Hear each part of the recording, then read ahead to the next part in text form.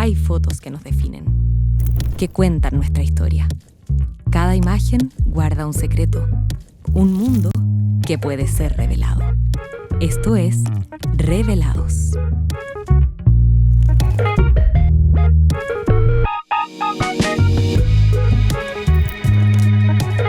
Hoy conversamos con Roberto Poblete.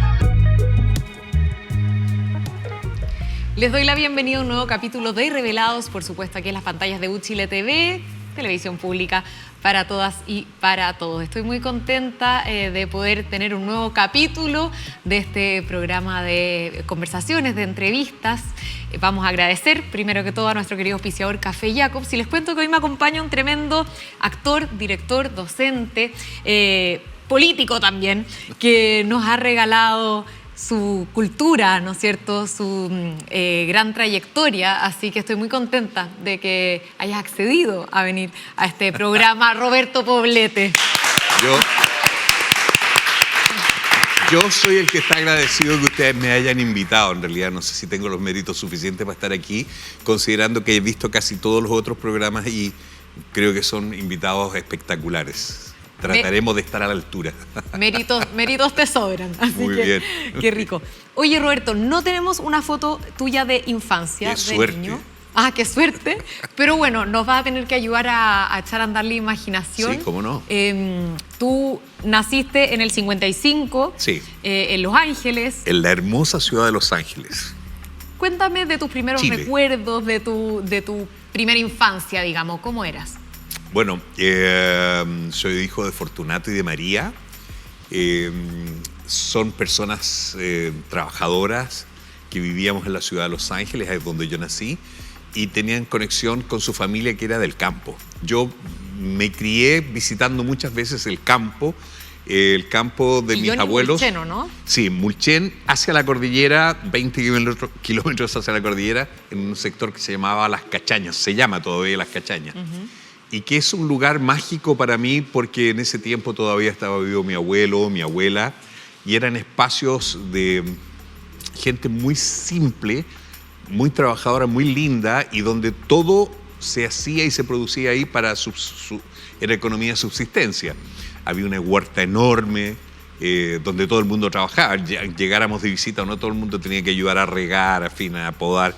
Y desde chico me crié en esa mezcla extraña de contacto con la naturaleza, lo que me sirvió para siempre. Yo creo que me gustan, y ahí nació mi vocación de actor, cuando mi abuelo contaba esos famosos cuentos, o mi tía Meche, en los cuentos, alrededor de un fogón en el suelo, en la cocina, en la noche. Después de cenar había o adivinanza o cuento, o alguna cosa de un aparecido, de la chascona que se subía a la anca de los caballos. Era un mundo muy mágico, muy mágico.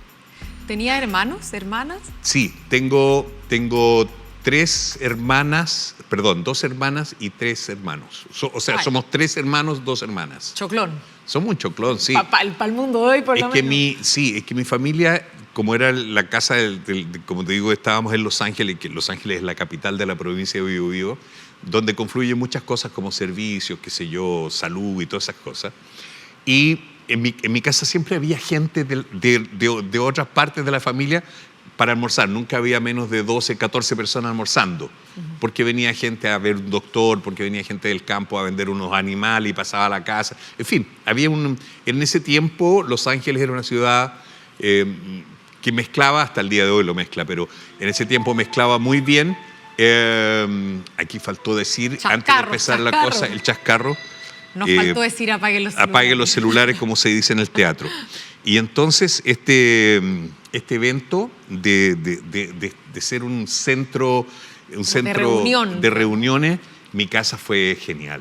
Mi casa fue genial en ese aspecto, porque siempre estábamos con la visita de alguien de la familia. ¿Qué significa que te venga a ver alguien de la familia en el sur? Que la gente te trae regalos. Entonces uno traía tortillas, el otro traía maqui, el otro traía duraznos, el otro... Es una bendición ser el centro. Es lo máximo estar en el sur y qué bien que se come Sí, en el sur. sí, sí. Y mucho Absolutamente. también. Yo cada vez que voy llego unos kilos más arriba. No se puede si no. Yo me los traje. Los Estudiaste en el Liceo Alemán. Primero estudié en un colegio, es un kinder que se llama el Kinder de las Hermanas Catalanas, y después estudié ahí en ese precioso colegio que es el Liceo Alemán del Verbo Divino de Los Ángeles. Es un colegio particular que quedaba exactamente a media cuadra de mi casa. Entonces yo me levantaba y entraba al colegio. Qué rico, qué envidia. No, era fantástico. Y ese colegio queda frente a una plaza que se llama Plaza Pinto. Y la Plaza Pinto era el centro donde yo aprendí a andar en bicicleta y todo lo demás. O sea, es una vida provinciana, y dentro de lo provinciano había una vida de barrio, donde estaba el colegio, estaba la iglesia, donde estaba la plaza, donde estaban todos mis amigos, donde jugábamos pichanga en la calle todos los días. Es como la vida que cualquier niña o niño soñaría hoy, ¿no? Que tienda a ser más encierro. Yo no creo que los niños ahora sueñen eso. Yo creo que sueñan tener el iPhone 12014X y no sé qué, y tener ojalá estos dedos más largos para hacer más cosas. Yo creo que ese es el sueño que le hemos puesto a nuestros niños ahora. Y eso me da mucha pena. Claro, porque en el fondo desconocen lo que pudo ser, no saben que existe esa posibilidad. Sí. O sea, bueno, no hay que... Yo sé que no son todos. No son todos. Pero la infancia que tú viviste es una que hoy día no se ve igual, ¿no? Sí. Con esa libertad de estar jugando en la calle, andando en bicicleta, solo, sin los papás que te iban a... Sí, claro, había mucha libertad de experimentar, de probar, de conocer. Teníamos una especie de club en el barrio. Había un sitio de toda la cuadra de la calle O'Higgins que no estaba construido. Era el sitio de un señor griego, el señor Antonakos, don Juan Antonakos. Y ahí era nuestro club, entrábamos y salíamos todas las veces y teníamos carpa y teníamos cosas. Éramos un lote, no sé, 15, 16 niños de más o menos de la misma edad, y hasta el día de hoy conservo algunos de esos amigos.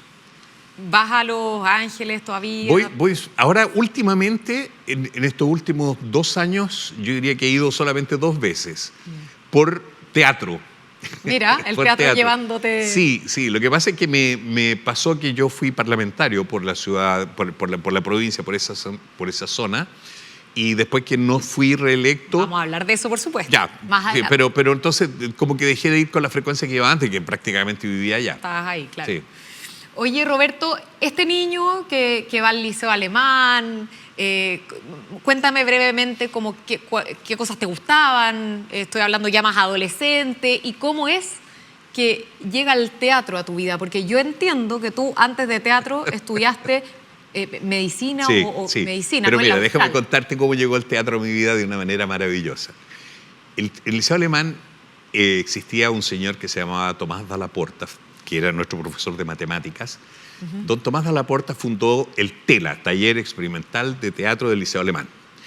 Y tenía un grupo de actores que era extraordinario, era fantástico, estaban la gente que le interesaba el teatro ahí, menos yo. Yo juraba que eso era lo más lindo que yo haya visto, y presentaron una obra que se llamaba El Circo, después presentaron una obra que se llamaba La Rueda, eran unas obras de creación colectiva que eran geniales. Te juro que es cierto que yo, mirándolo en el tiempo, encuentro que ese grupo era extraordinario.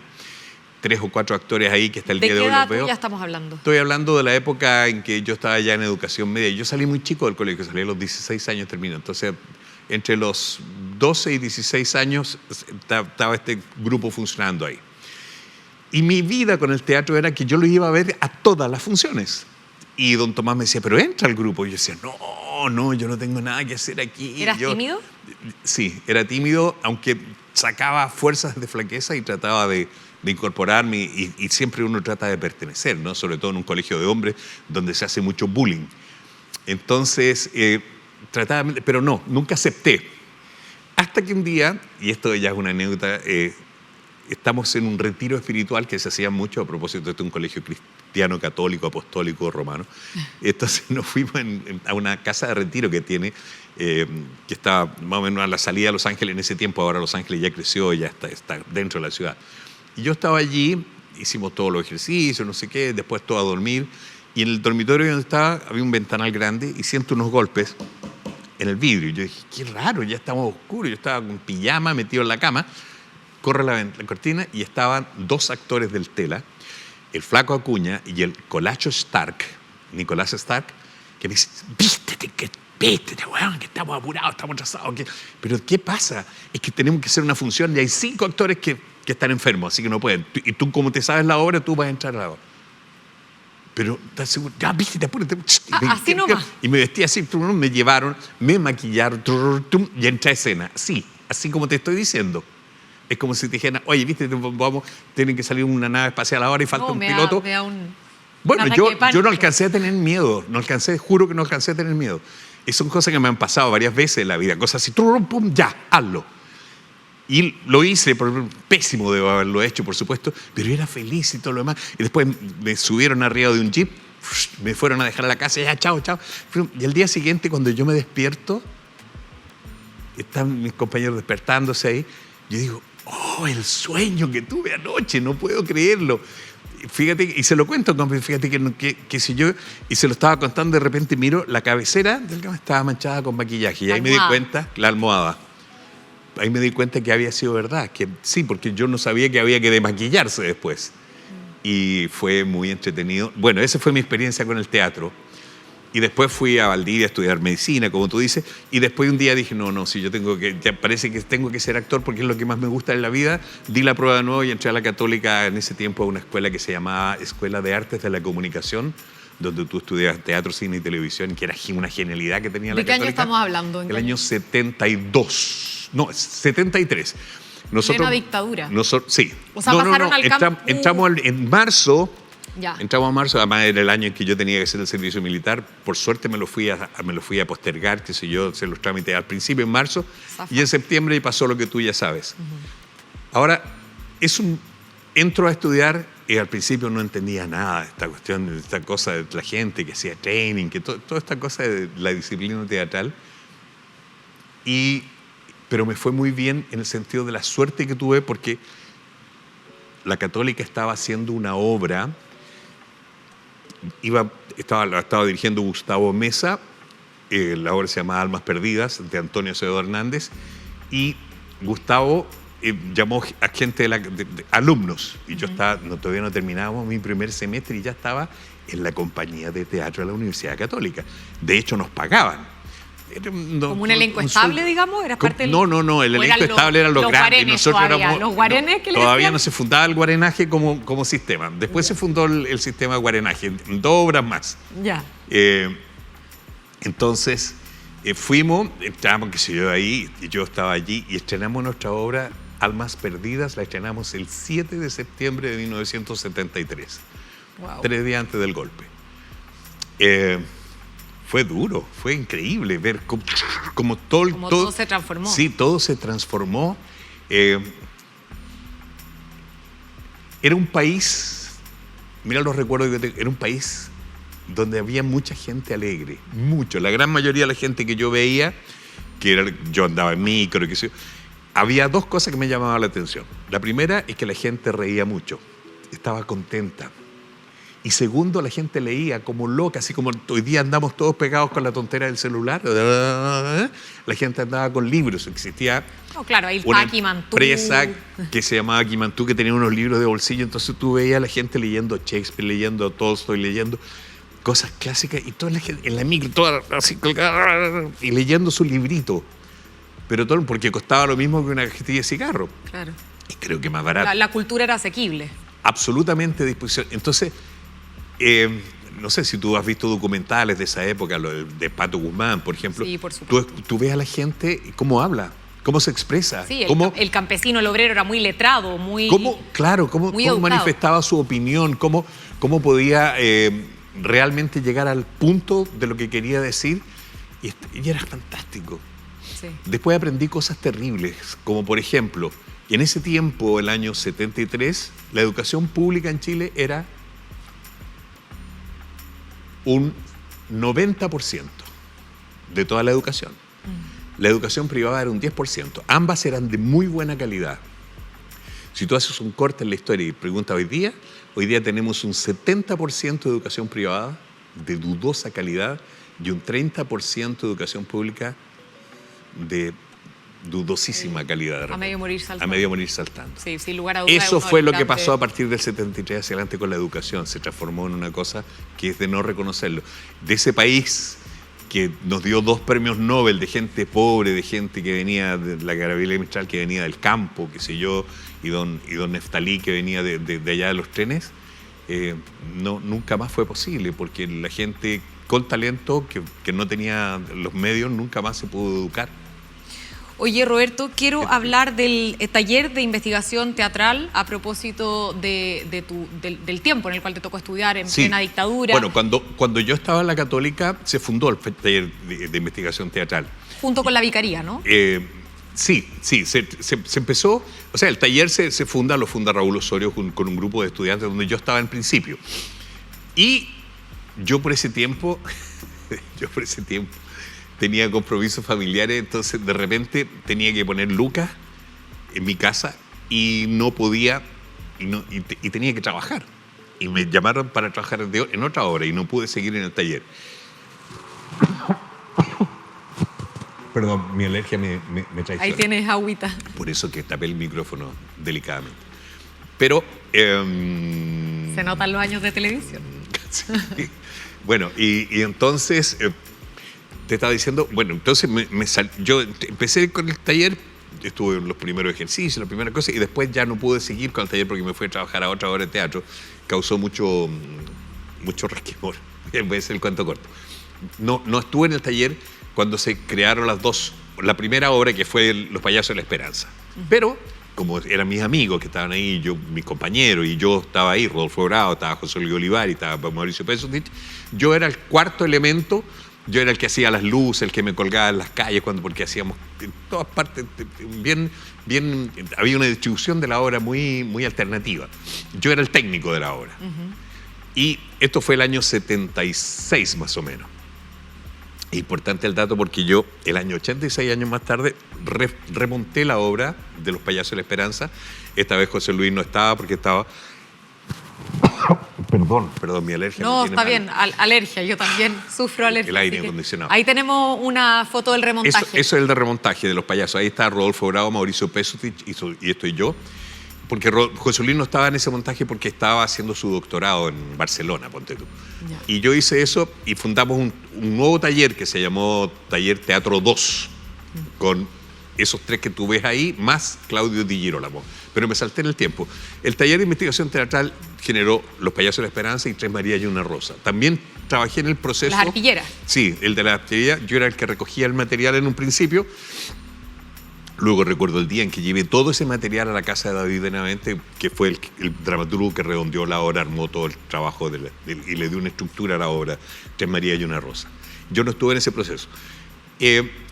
Ese taller de investigación teatral, que es una tremenda experiencia, y ojalá que alguien pudiera retomar ese trabajo, porque, bueno, Loreto remontó Tres Marías y una Rosa hace poco en el Ictus. Sí. Loreto Valenzuela, que sí era miembro del taller de investigación teatral, justo con la Mirias Palacio, con la Malucha Pinto y con Soledad Alonso. Hablando de Malucha Pinto, estuvimos conversando con ella para que nos contara algunas infidencias tuyas. Ops. Y nos habló de esta obra, de Sálvese quien pueda. Encontramos ese recorte de prensa increíble, ¿no? Estoy impresionado, no sabía que existía eso. Y me contaba que a raíz de este trabajo fue que Nissim Charín te invita a formar parte del Teatro Ictus. Sí, donde... a ella y a todo el grupo, porque nosotros era un grupo que formamos para montar esta obra que se llamó Taller Teatro del Tinglado. Y el Tinglado fue abducido por Ictus y empezamos estaba hablando del año 78, 79, por ahí. 79 esta obra, sí. Entonces fuimos abducidos y empezamos a trabajar con la gente del Ictus, que ha sido... Cuando yo llegué a Santiago, una de las primeras obras que vi fue Tres Noches de un Sábado, el año 73. Y fue muy impresionante. Yo decía, este es el teatro que yo quiero ser, este es el teatro donde yo quiero estar. Y mira las vueltas de la vida, un poco tiempo después ya estaba en el Ictus y desde entonces nunca más me he salido del Ictus, excepto, o sea, en el Ictus uno entra y sale todas las veces que quiere, pero con este grupo del Taller Teatro 2 también funcionamos por mucho tiempo porque queríamos salir en gira, queríamos estar viajando, en fin. Oye, Roberto, el Ictus ya tiene casi 60 años de historia. 70. 70, imagínate. 70 años. Tiene la misma edad que mía. Nacimos en el año 55, los dos, el Ictus y yo. Mira sí. Lo que es la vida. La mar estaba serena. Esa es una obra, yo creo que esa fue la primera obra que se estrenó ya como miembro del sí, pues, por eso sí. mismo que rescatamos Claro. este archivo. Qué lindo, qué bonito. ¿Cuál ha sido para ti el mayor aporte que ha hecho el Teatro Ictus, este teatro colectivo que ha marcado la historia de nuestro país y que, bueno, hay que decirlo, fue un teatro que resistió durante la dictadura, que siguió haciendo obras a pesar de la censura, del toque de queda, de las desapariciones? Yo creo que el Ictus tiene una historia que atraviesa la dictadura siendo Ictus. Antes de la dictadura, Ictus ya marcaba una cosa distinta al resto. En el Ictus nace Jorge Díaz, que es un dramaturgo, yo diría, de los más importantes del siglo anterior. Jorge Díaz le dio una impronta a ese teatro que tiene que ver con el teatro del absurdo, con el teatro contestatario, con el teatro que permite mirar a la sociedad y de alguna manera le devuelve esa mirada con humor, con mucha simpatía, con mucha empatía. Y por eso que la gente se creó una especie de público del Ictus. Luego crearon un programa espectacular que se llamaba La Manivela, que era un programa de humor hecho por actores, pero un humor distinto al que hoy día ya no se hace. Después de eso, de La Manivela, vino el golpe y el Ictus se tuvo que adaptar. Mientras estaba el golpe ahí, Ictus creó un espacio que se llamó Ictus TV. El Ictus TV significaba vamos a hacer televisión para mostrar lo que no muestra la televisión oficial. Y se hicieron películas, se hicieron documentales, se hicieron registros. Tú sabes que este canal está tratando de recuperar ese material. Bueno, pero es que hay mucho material de eso. Sí. Y Augusto Góngora, ponte tú, pasó por ahí, Tatiana Gaviola, Joaquín Izaguirre, Luciano Tarifeño, en fin, son muchas las personas que pasaron por el Ictus TV, que era un espacio de protección que hizo el Ictus para generar, no solamente hacíamos teatro, también hacíamos televisión, y de muy alta calidad. Hicimos una película con Silvio Cayosi que era extraordinaria, y yo creo, siempre le digo a Silvio y él se ríe. ¿El Archivo de los Prisioneros? No, es una película que se llamó, a propósito, que fue el primer contacto que hizo Silvio Cayosi con José Donoso, que hay un cuento que escribió Donoso en un libro que se llama Cuatro para Delfina. De ese cuento nació una obra de teatro que se llama Sueños de mala muerte y nació una película que se llama Historia de un roble solo. Es el mismo cuento narrado en tres versiones distintas. Y yo creo, Historia de un roble solo, eso es. Y eso yo creo que es, en mi opinión, si no una de las mejores películas que ha hecho Silvio Cayosi. Sí, pues los protagonistas eran Delfina Guzmán y Nissim Charín, porque era una historia de amor entre dos personas mayores. Y ella tenía una cosa que decía, mira, yo no me voy a casar, porque él quería casarse con ella, pero no me voy a casar hasta que tú no encuentres, no me voy a casar nunca con alguien que no sea propietario. Oye, esta entrevista, a lo mejor estoy hablando mucho. Te doy alergia. No, tú no, algo está pasando. No, tranquilo. Y entonces esta historia de amor se resuelve en que un día él trabaja en el cementerio, que entre paréntesis un personaje que él hacía. Perdón. Está bien. Yo le conseguía pega. Mi personaje le conseguía pega a su personaje, en fin, en el cementerio. Entonces él descubre en el cementerio que tiene derecho a un mausoleo, un espacio ahí, y le dice, ahora soy propietario. Claro. Y entonces se casa. Tienen que ver la película, es maravillosa. Es maravillosa. De todas maneras, vamos a dejar esa invitación a que vean esta película, historia de un... Y entonces sigo con el Ictus. Después que termina la dictadura, en el Ictus pasaron muchas cosas. Pasaron cosas horribles también, ¿no? Te propongo que nos cuentes todo eso a la vuelta de la pausa. Nos va a venir una pausa muy cortita. Antes, eso sí, ¿te voy a tomar un retrato o te lo tomo a la vuelta? ¿Qué prefieres? Cuando usted quiera, o uno antes y otro después. Ya, ahora entonces, démosle ahora. Un retrato que es un clásico de este programa para dejar registro. Uno tiene que posar, qué sé yo. Ahí, tú, la cara que quieras. Vamos. Hoy. Tiene como un espejito la cámara. Qué bonito. Una nueva versión de las Polaroid. Wow. Así que... Muy bien. Mientras esperamos a que se revele este retrato a Roberto Poblete, nos vamos a ir a una pausa muy cortita, pero ustedes no se despeguen de las pantallas de UChile TV porque ya volvemos con más Revelados. Vamos y volvemos. Ya volvemos con Revelados gracias al auspicio de Café Jacobs. 125 años ofreciendo la sublime experiencia de un café gourmet en casa. El aroma del café eleva el espíritu. Despierta tus sentidos con Jacobs y envuélvete en una exquisita experiencia de aroma mágico y sabor. Jacobs, The Magic Aroma. Estamos de regreso con Revelados junto a Café Jacobs. Aroma y sabor que envuelven y despiertan tus sentidos.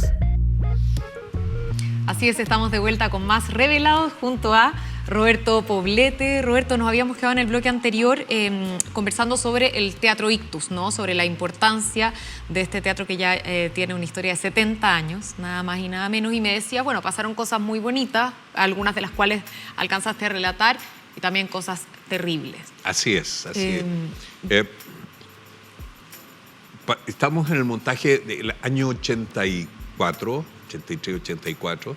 Primavera con esquina rota. Primavera con una esquina rota. Fue el año 84. Sí. Y nosotros el año 83 fuimos a Venezuela, a un festival de teatro maravilloso que se hacía allá en ese tiempo. Y cuando estuvimos allá, tuvimos contacto con todos los grandes maestros del teatro universal y nos impresionó mucho, pero lo que más nos impresionó fue el tema del exilio. Nosotros estábamos en plena dictadura, 84, 83 estábamos en plena dictadura. Y había mucha gente nuestra y gente exiliada de Argentina y todo viviendo en Venezuela. Y eso nos impactó tanto. Y alguien nos pasó un libro de Benedetti que se llama Primavera con esquina rota. Y a partir de ese libro se hizo la adaptación para hacer una obra de teatro. Y en la obra de teatro, ahí ustedes están mostrando una foto. Está Elsa Poblete junto con don Roberto Parada. Allá abajo en la esquina está Soledad Enríquez, que hacía la Beatricita. Y cuando estábamos haciendo ese montaje, ocurrió el famoso caso, horrible caso, de los 3 personas que fueron 3 profesionales que fueron degollados. Y uno de ellos era el hijo de don Roberto, José Manuel Parada, hijo de Roberto Parada, que es el que tiene la venda allí con el personaje.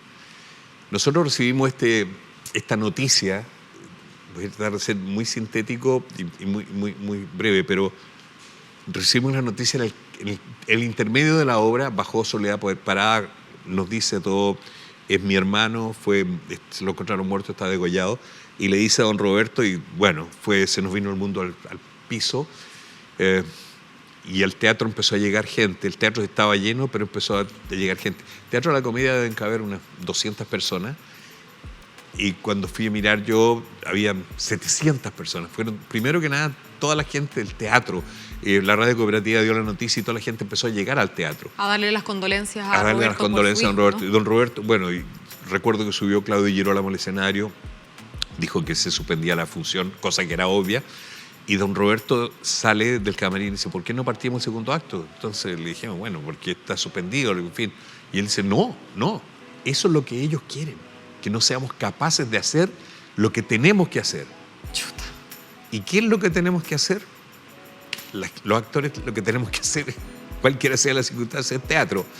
Y partimos con el segundo acto. Estamos hechos, pero así, papilla todos. Fue muy difícil, porque además la historia se mezcla groseramente con la realidad. Y él es padre de un hijo que fue detenido, que fue torturado en la obra, y en la vida real lo mismo. Y en fin, y todo eso pasó, y fue un momento de los momentos más horribles que me ha tocado vivir. Y el Ictus pasó por ese infierno junto con otras cosas lindas. También pasaron cosas como esa y otras más.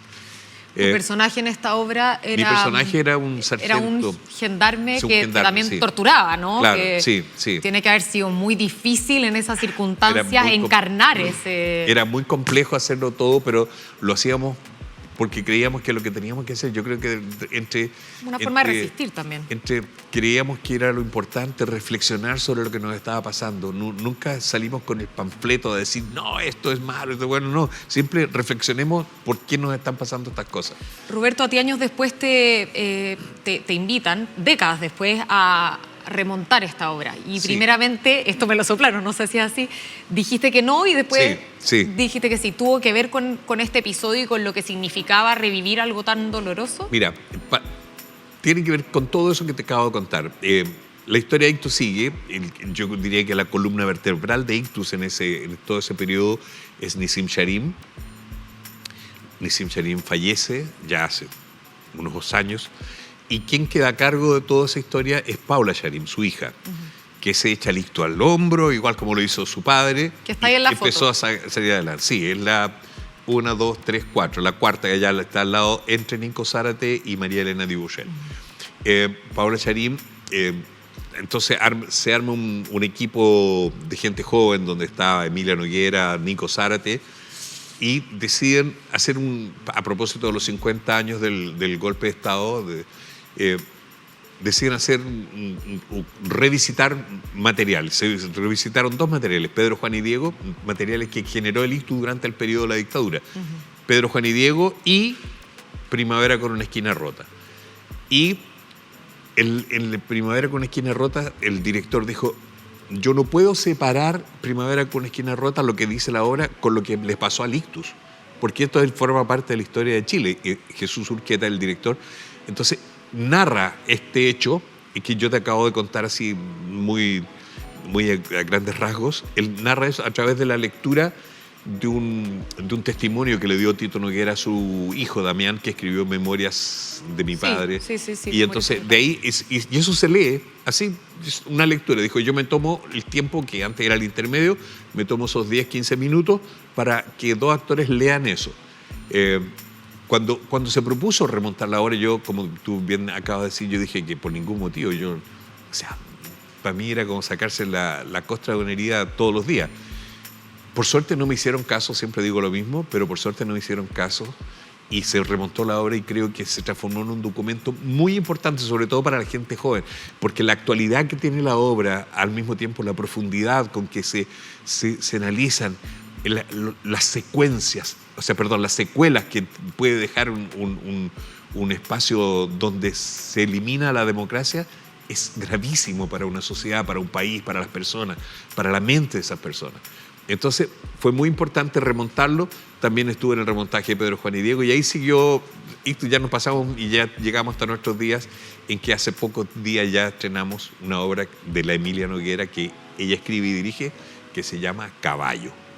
Y quiero dejar ahí esto porque hoy día, en los días que se me hace esta entrevista, nosotros estamos haciendo esta obra, estamos a teatro lleno, teatro agotado, pero vamos a seguir más adelante, así que esté atento para cuando no estén agotadas las entradas, compren, le va a encantar una obra del ictus con una nueva generación, con una nueva mirada y con actores de siempre, como la gran María Elena Dubuchel, como la magnífica Paula Sharim, como quien se incorporó no hace tanto tiempo, pero ya es parte de Daniel Muñoz, que está primero acá en la FIL, y Camila Oliva, que es una actriz que sus primeros trabajos ya los hizo en la película que se llama, ¿cómo se llama la película esta de musical? Ahí, y en el ictus ha hecho las primeras cosas. Bueno, eso. Y el viejo barbón que está allá, Caballo, entonces, Caballo de Emilia Noguera. Esa es la invitación que queda abierta para que nos están para viendo cerrar en el esta ciclo entrevista. ictus de la pregunta. Perfecto. Pasemos, porque tu carrera en teatro es muy extensa, podríamos estar horas hablando, pero bueno, en honor al tiempo de televisión, pasémonos a las teleseries. Yo entiendo que te ofrecieron hacer La Madrastra en el año 81. Sí. Y tú te negaste. Sí, porque yo estaba en el ictus. Tuve que optar entre ser La Madrastra, porque en ese tiempo, qué curioso, Delfina sobre todo, eran muy talibanes. El teatro es el teatro y el teatro ictus se defiende, qué sé yo, y los productos de televisión son de segunda categoría. Claro, era muy mal mirado. Sí, era muy mal mirado, por lo tanto. Pero, y dije que no, y lo lamento. Y no, en realidad no, es que yo no lamento, como que no tengo nostalgia de las cosas que hice y de las cosas que no hice. Y me habría encantado trabajar con la gente de la forma en que se trabajó. Esa la dirigió la obra, o sea, esa dirección de actores la hizo Ramón Núñez, un profesor al cual yo le debo muchísimo y con el cual tengo una tremenda afinidad. Y fue la primera teleserie a color, si no me equivoco. Fue la primera teleserie. Yo hice la última teleserie en blanco y negro y también hice la primera televisión a color que se hizo en televisión nacional, que se llamó después Villa Los Aromos. Claro. En esa. Y en esta no estuve, después esta la hizo el Canal 13. Bueno, estuviste en muchas teleseries, como bien Sí, dice, sí, y una muchas. que dio harto de qué hablar fue Los Títeres. Sí, donde interpretabas a Bruno Cañas, ¿no? Y te Sí. tocó trabajar con Rebeca Gigliotto, Sí, que fue quería muy casarse bonito. contigo. Fue genial esa experiencia. Esa teleserie era distinta a toda porque la escribió un dramaturgo chileno que se llama Sergio Bodanovich. Sergio, nosotros trabajamos junto en el Ictus con Sergio, y Sergio dijo, estoy escribiendo un personaje para ti, que es un personaje que me explicaba. Y bueno, después me invitaron a trabajar en esa teleserie y era muy bonito porque en la primera etapa yo hacía un chico que tenía 24, 25 años, que era un tipo muy macanudo, que iba para ser un candidato a regidor, porque puede ser candidato a alcalde, después iba a ser diputado, Una senador. carrera política. Era un tipo que iba en la carrera política, no sé qué sé yo. Y tenía una polola que era como la más bonita del barrio, en fin, que era la Rebeca, preciosa ella. Y al final de la primera parte, yo dejaba a la Rebeca embarazada y yo pedí ayuda y me decían, sí, te vamos a dar ayuda. Así que me mandaban a trabajar a la repartición pública. Me recuerdo que la última escena de esa era una especie de tambor gigante lleno de archivos y yo ahí metido al medio.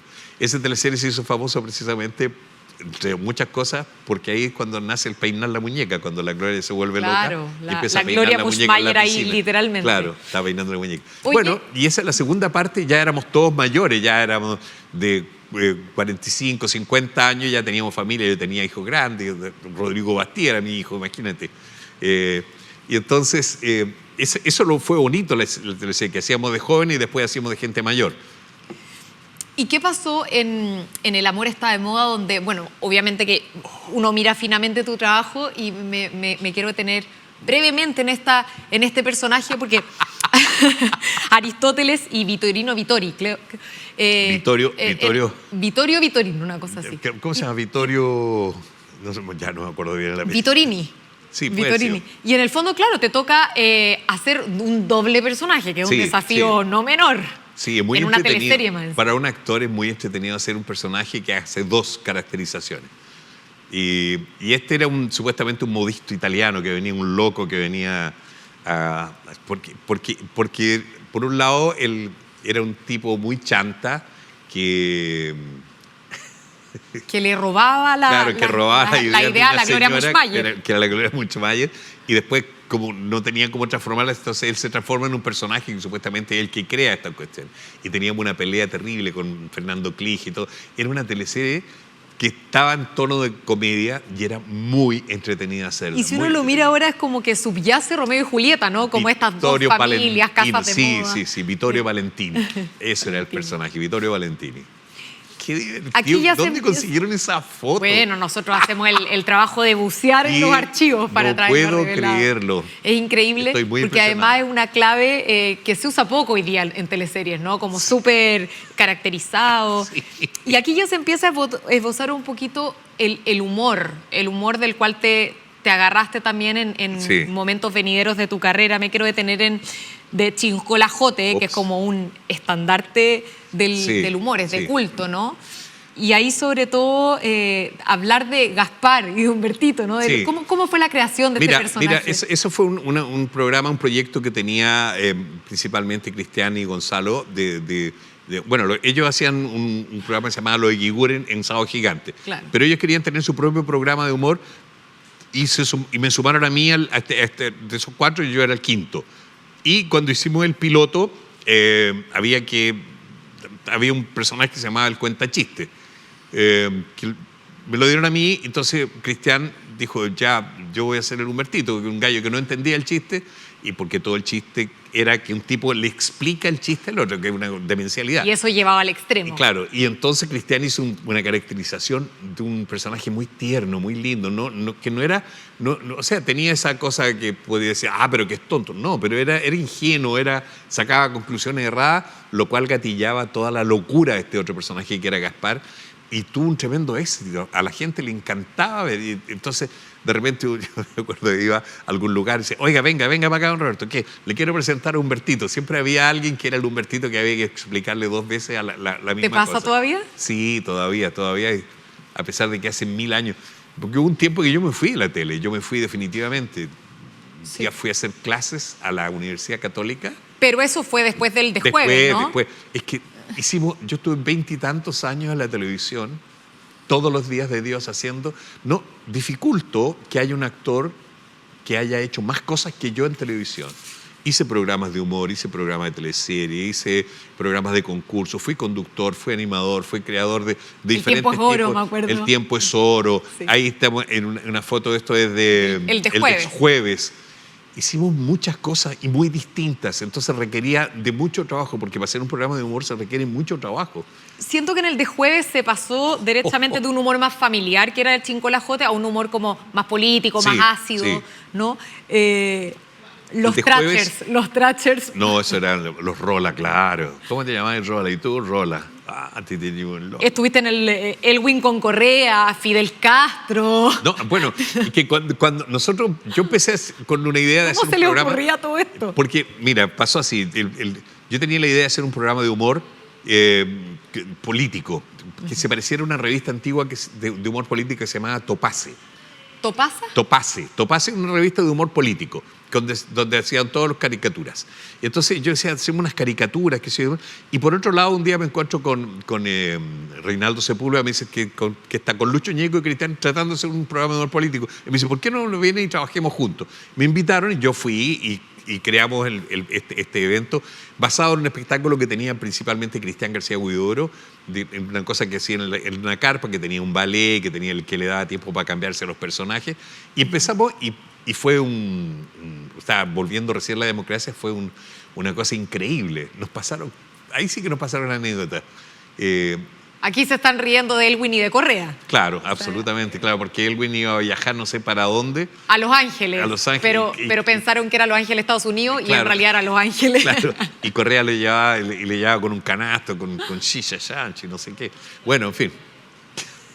¿Cómo es? Tú te has declarado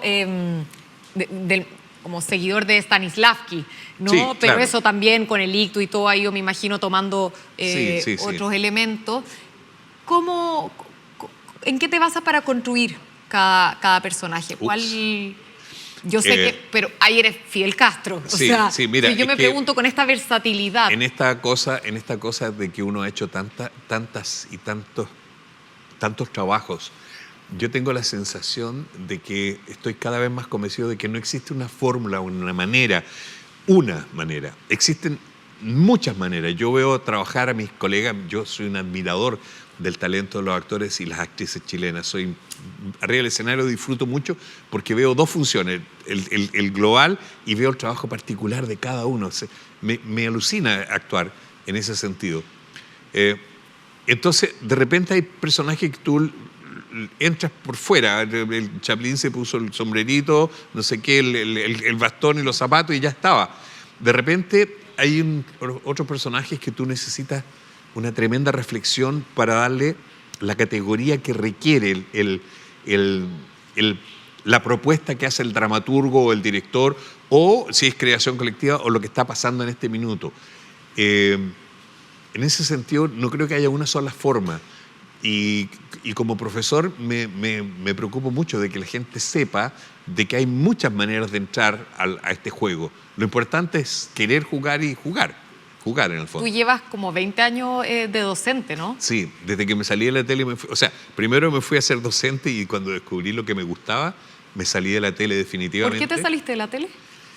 Porque yo creo que ya lo que me faltaba lo encontré en la universidad. Siempre tenía la sensación en la televisión de que me faltaba algo, entonces inventaba un programa, inventaba otro, estaba en ese proceso permanente. Y de repente me doy cuenta que lo que necesito es estudiar, es conocer, es saber. Entonces me fui a la universidad a hacer clases y a tomar clases. Y siempre me pasan cosas así. De repente, ¿quién diría yo que cerca de mis 50 años yo estaba haciendo un magíster en artes? Estudiando, conociendo, sabiendo. Y creo que la universidad cumple todas mis expectativas en ese sentido. Y sobre todo relacionarme con gente joven, porque la gente joven tiene mucha sabiduría a pesar de lo maltratados que están. La mala prensa que tienen. Sí. Tienen mala prensa, han tenido una pésima educación, pero pésima, sí, en el sentido de que tienen una tremenda caja de herramientas y uno abre la caja de Endeudados herramientas. con los créditos para estudiar. Y claro, y tienen muy poquitas cosas porque no les han entregado las herramientas adecuadas. Los jóvenes Y a pesar de eso hay gente magnífica. Entonces uno dice, perdón, entonces ¿cuál es el problema de ellos o nosotros? Yo creo que el problema es nuestro. Y si le pudieras dar un consejo a los jóvenes que nos están escuchando y que están pensando en entrar a estudiar teatro, porque estamos en plena época en que están decidiendo qué quieren hacer. No, yo creo que uno tiene que tratar de descubrir qué es lo que más le gusta hacer a uno. Porque cuando uno le hace lo que le gusta, uno en el fondo no trabaja. Claro, el placer. Uno siempre está haciendo lo que le gusta, lugar. entonces uno se puede divertir siempre está pasándolo muy bien. Y de repente uno dice, ¿por qué estaré tan cansado? Lo dice, porque no has parado desde la mañana hasta la noche. Sí, pero es que como estoy haciendo lo que me gusta, siempre le digo a mis estudiantes, yo tengo una sola perilla, que es play. No tengo stop ni pausa. Claro, te faltaron dos. Claro. Oye, Roberto, hablábamos de El Es de Jueves, del humor propiamente político, ¿no? Sí, sí. Y tú estuviste metido muy de lleno en la política, fuiste diputado También, por el sí. distrito Bueno, son cosas 14, que me pasan. Y además que enlazado en el territorio en donde creciste, que eso es algo que uno no siempre ve, Es que es mira, muy bonito. yo tengo un tema con la ciudad donde yo nací y la provincia donde nací. Esta cosa que te hablé al principio, que estoy muy conectado siempre con mis raíces y todo. Yo siempre trabajé para hacer cosas allá. A veces, no sé, de repente un día que iba 2 veces por la semana, son 500 kilómetros, olvídate de lo que es manejar eso y volver 2 veces a la semana a ir allá a la ciudad de Los Ángeles. Pero entonces, uno de los grupos con los cuales yo trabajo, que es un grupo maravilloso que se llama Perfiles y Siluetas, ahí hay un actor que me dice, te queremos hacer una invitación. ¿Qué tipo de invitación? Yo pertenezco al Partido Socialista, nosotros tenemos un cupo para presentar un candidato al diputado, y entonces hemos pensado en ti. Yo digo, por ningún motivo. Me dice, ¿por qué? Primero, porque no pertenezco a ningún partido y sería como maletero inscribirme ahora para hacer esto. Y segundo, no creo que me interese mucho esa parte de la política.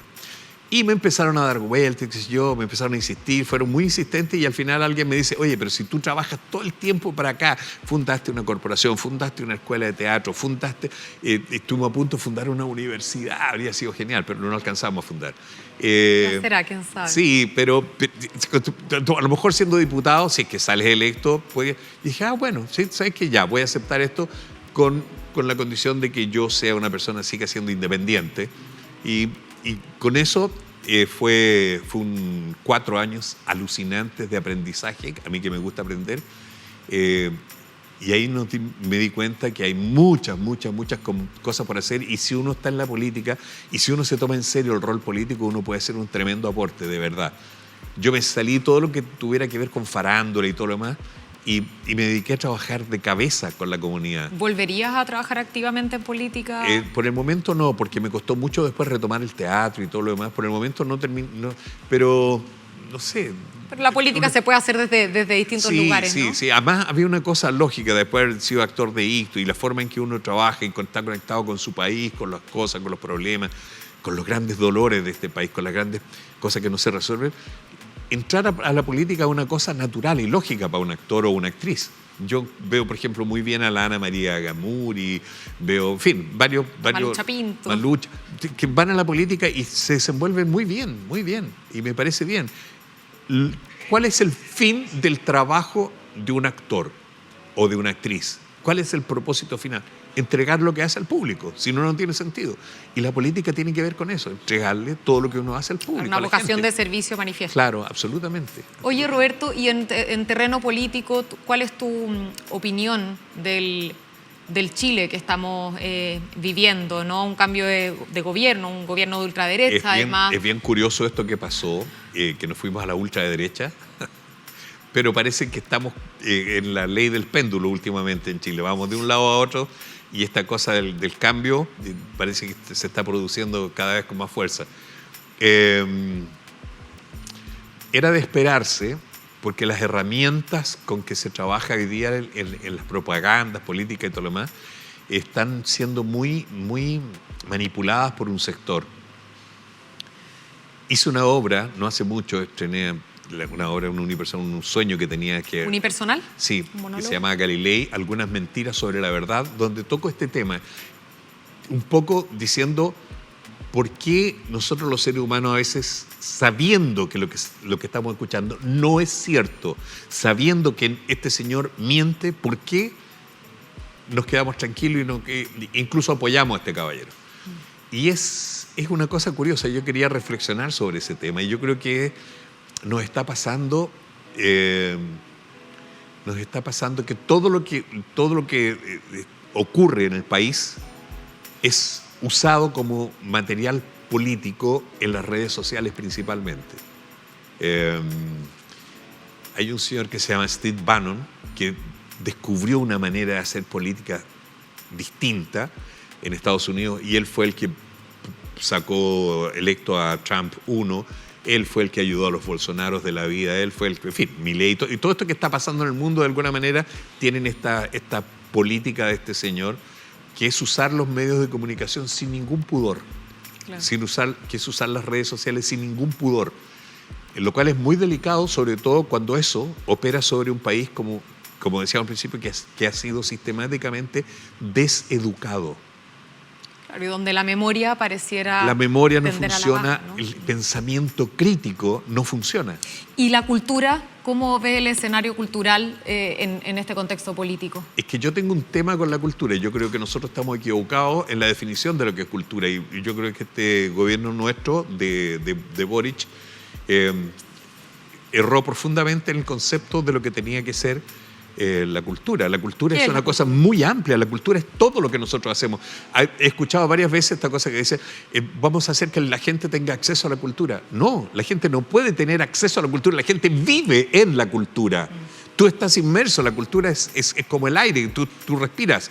Porque lo que tú comes, cómo te vistes, cómo te desplazas de un lugar a otro, todo eso forma parte de tu cultura.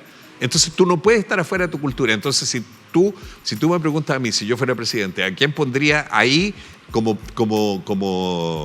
ministro de las culturas? Yo pondría a José Massa, un científico, una persona que piense y que tenga una mirada holística de lo que es el ser humano.